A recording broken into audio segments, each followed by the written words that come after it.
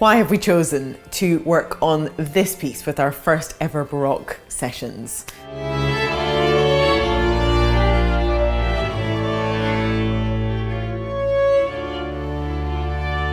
The piece itself has a very complex and rich tradition and history, and existed 100 years before the version that we have based our arrangement on. It is essentially a 16-bar chord progression, and that is why it is vital for every single one of you, and myself too, to learn and have time with and become comfortable with and well acquainted with the bass line.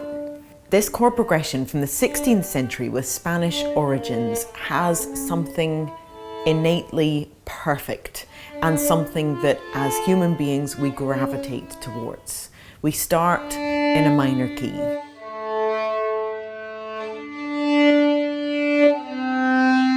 We then rise to a major key. We do not resolve. Then we go back to our original minor key. We rise again. And then we do resolve. It takes you from G minor, and then it takes you to its relative major. Then it stops on the dominant. Then it goes. Then you repeat it, and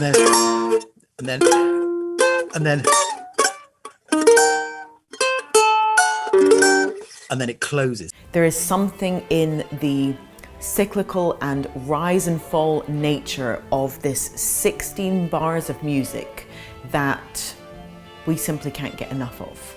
There are countless versions of this chord progression. It was so meaningful for musicians. It was something that spoke to and connected with so many people, and of course many iterations that were not written down, and many that probably were written down but have not survived to this time. But when we think of La Folia, most of us think of one particular version that is in the form of a slow sarabande.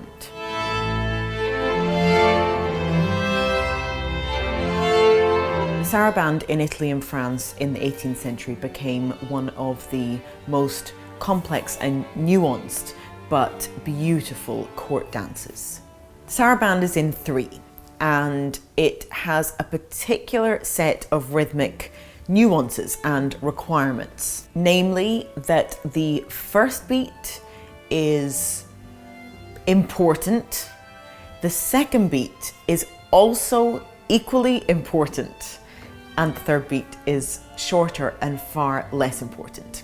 So when we're thinking of how to approach a sarabande, and the La Folia that we have been gifted from Corelli, then arranged by Geminiani, and then arranged by our good friends, the Ayub sisters, is something that we have to feel in our bodies. And if we don't do that from the get-go, we will never play this piece well.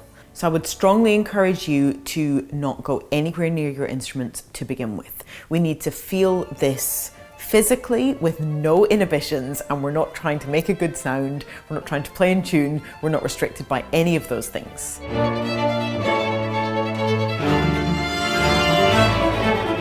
Now we're going to start off with that bass line, because we know that that is the core, that is what La Folia cannot do without. Without that bass line, it is not La Folia. The melody, there were many versions of, but the bass line is what we need. Now, the gesture of the first beat is actually one that goes up and is going to come down. But how we play it is with a down bow first and then another down bow. And this is something you have to get used to in this music. That it's always down, down in the strumming patterns, so which is the sort of equivalent of 2 down bows. So that idea of, you know, the kind of second beat that answers the first beat. The importance of the gesture, the fact that the up relates to the down, what goes up must come down and vice versa. All of these movements are connected and rely on one another and must be innately felt in your body.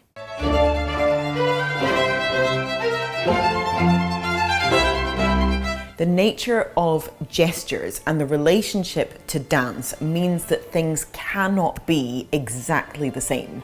Nothing should be precisely metronomic. No two notes, whether you're playing a bass line or a melody, should be absolutely identical. The music goes somewhere or comes away from somewhere.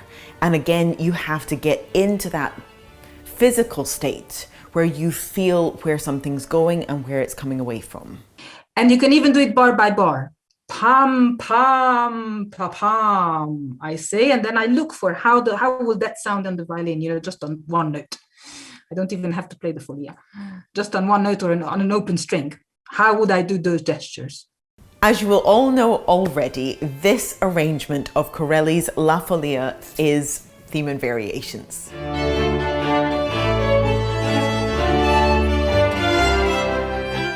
Theme and variations is always a gift when you are trying to learn more about a style, because there's a consistency and a regularity and a comfort in what does stay the same, which allows you then more freedom within the things that change. For a theme and variations to be successful, your foundation has to be incredibly strong.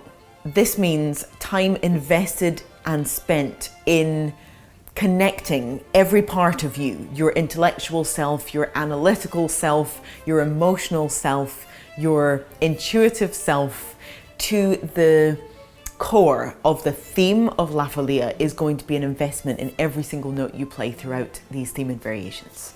That means dance it, sing it, look at every single part, understand how the rise and fall of that phrase works. Try to play all the chords, perhaps on the piano, perhaps on your instrument. Experiment as much as possible within the sound world of the La Folia theme. The variations will be easy.